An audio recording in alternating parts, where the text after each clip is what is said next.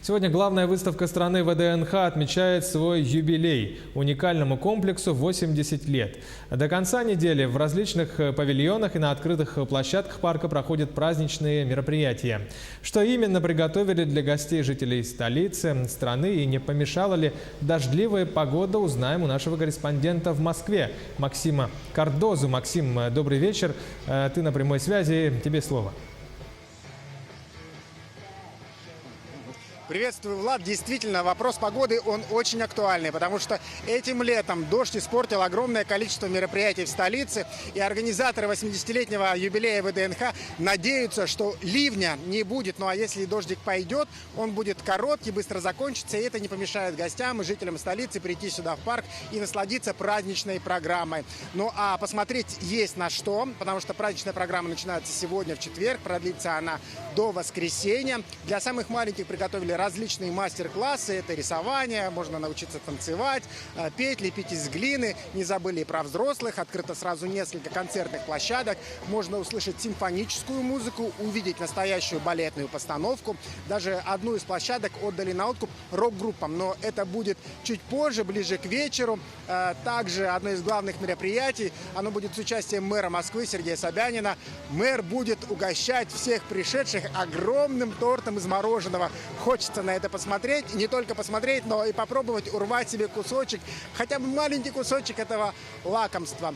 А также хочется сказать то, что ВДНХ – это настоящий символ Москвы, символ России. Это огромный парк, сюда люди приходят не только во время праздников, сюда люди приходят любят приходить и в будни, в выходные, развлекаться, кататься на велосипедах. Это настоящий музей под открытым небом и такое место для встреч не только жителей столицы, но и ее гостей. Многие из наших земляков тоже любят сюда приходить. И мы сегодня тоже встретили здесь якутян. И давайте послушаем, что же они нам рассказали. Я приехала поступать в Москву и решила, что грех не сходить в столь грандиозное событие. И в связи поздравляю ВДНХ с юбилеем. Очень тут все красиво, большая территория, очень красивые музеи, выставки. Вот, подумала, что вечером схожу на концерт и еще хочу посмотреть на фонтаны светящиеся. Ну, парк, конечно, грандиозный. Это выставка достижений народного хозяйства. Да. Первый раз я была здесь в годы студенчества, это 70-е годы. Вообще было здорово. Такой большой фонтан, 15 республик тут все было выставлены, все,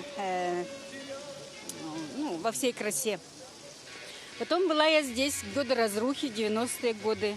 Но тут было совсем другой вид, был рынок, бардак. А теперь вот видите, как красиво стало. Все замечательно. Каждый раз я сюда стараюсь приходить, встречаюсь здесь с друзьями, земляками. Ну и, конечно же, привожу тоже своих друзей. Ну и хочется сказать, что сейчас в парке ВДНХ идет крупная реконструкция. За моей спиной находится фонтан Дружбы народов, за ним главный павильон ВДНХ. И они такие сияющие, красивые. Фонтан открыли только этой весной. Впервые за 65 лет была произведена реконструкция, произведены громадные реконструированные ремонтные работы. Сегодня во всем этом великолепии это все можно посмотреть. Также за моей спиной вы видите, наверное, главную сцену. На ней вечером будет концерт с участием главных звезд нашей страны. Ну, я еще раз хочу напомнить, что торжественные мероприятия продлятся до воскресенья. Если вы в Москве, то можете сюда прийти и насладиться праздником. Влад? Да, Максим, благодарю. Напомню, что на прямой связи со студией был наш корреспондент в Москве Максим Кардозу.